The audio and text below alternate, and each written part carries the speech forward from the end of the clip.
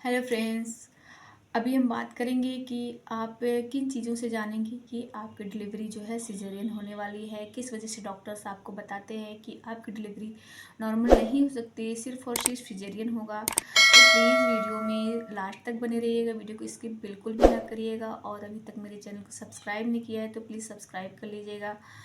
तो फ्रेंड्स, सबसे पहले हम बता दें कि अगर आपने प्रॉपर हर मंथ हर सही समय पे सोनोग्राफी करवाया है, सारी चीज़ें ब्लड इन्वेस्टिगेशन करवाई हैं, उसके बावजूद भी कभी कभी डॉक्टर्स आपको बोल देते हैं कि सॉरी, आपकी नॉर्मल डिलीवरी नहीं हो सकती, हम नॉर्मल डिलीवरी के लिए नहीं ट्राई कर सकते। तो इसके पीछे क्या रीज़न होता है, तो उसको हम बताने जा रहे हैं। फ्रेंड्स, सबसे पहले हम अल्ट्रासाउंड की बात करते हैं। तो अल्ट्रासाउंड में आपने देखा होगा कि प्लेसेंटा क्या है, प्लेसेंटा प्रीविया या अब्रप्टियो प्लेसेंटा है।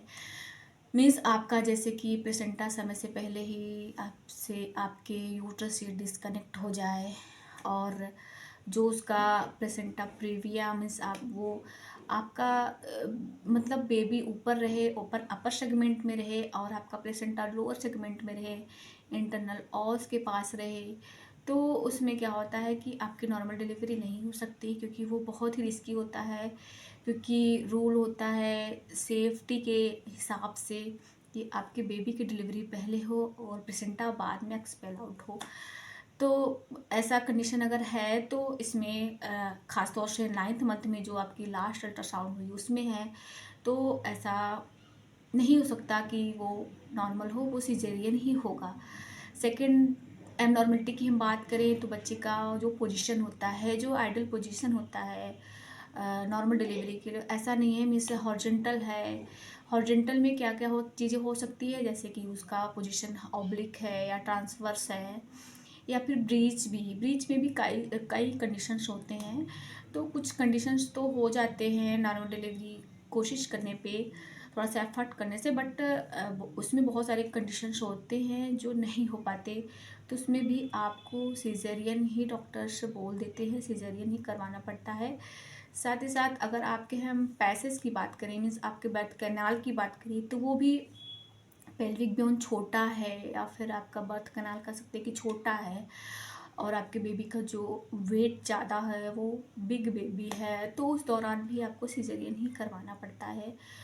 और लास्ट चीज़ में हम आपको बताएंगे कि अगर आपका ब्लड इन्वेस्टिगेशंस में ब्लड बहुत कम है, या फिर आपको इक्लेम्पसिया है, प्री इक्लेम्पसिया है, मीन्स आपको बीपी हाई है, उसके साथ साथ आपको झटके भी आ रहे हैं, आते हैं, या फिर क्योंकि बीपी हाई है, इक्लेम्पसिया है, तो आपको प्री इक्लेम्पसिया के चांसेस रहते हैं, आपको फिट्स आने के चांसेस रहते हैं डिलीवरी के दौरान। तो इन सब सारी चीज़ों में आपको डॉक्टर्स सीज़र एडवाइस करते हैं। आपका डिलीवरी सीजरियन होती भी है। तो इस दौरान इन सारी चीज़ें जो मेन जो एबनॉर्मलिटी है मैंने आपको बता दिया है। तो अगर ऐसी चीज़ें हैं आपके साथ भी हो रही है, और कभी कभी क्या होता है कि मिकोनियम बेबी मतलब जो बेबी हमारा है, वो डिलीवरी का समय आते आते पेट में पॉटी कर दिया है। मीन्स इसका जो पता कैसे चलता है, अगर हम इसकी बात करें तो जो डिस्चार्ज होने लगते हैं थोड़ा सा समय आने पे डिलीवरी का, तो वो ग्रीनिश होता है, लाइट ग्रीन कलर के डिस्चार्ज आने लगते हैं। तो मीन्स आपका बेबी जो मिकोनियम हो चुका है, वो पेट में पॉटी कर चुका है, जिससे उसको इन्फेक्शन लग सकते हैं। तो उसमें क्या होता है कि नॉर्मल डिलीवरी का ज़्यादा वेट नहीं करते हैं, वो कहीं ना कहीं थोड़ा रिस्की हो जाता है। तो इस वजह से उसको सीज़र करवाना ज़रूरी हो जाता है, तो आपकी डिलीवरी सीजरियन हो जाती है।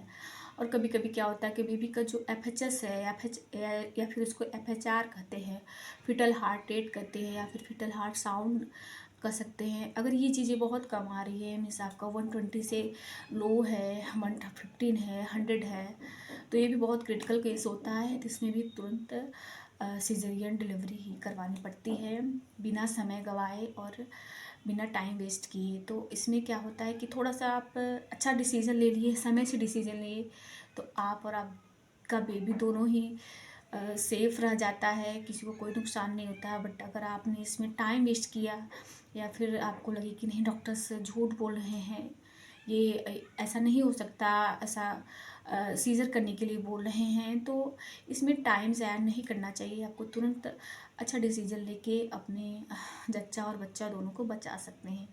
तो अगर आपको ये वीडियो यूज़फुल लगा हो तो प्लीज़ वीडियो को लाइक करिएगा, चैनल को सब्सक्राइब करिएगा। मिलते हैं अगले वीडियो में एक नए इंटरेस्टिंग टॉपिक के साथ। तब तक के लिए बाय बाय।